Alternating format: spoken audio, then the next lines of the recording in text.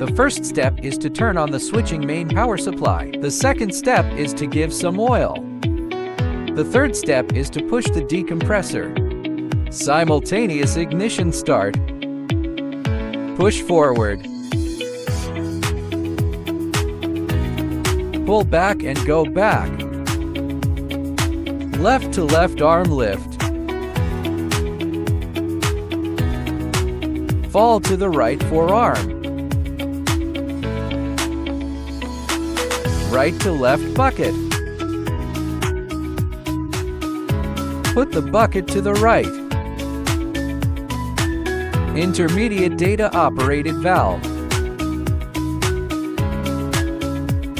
Rotate 360 degrees in place one after the other.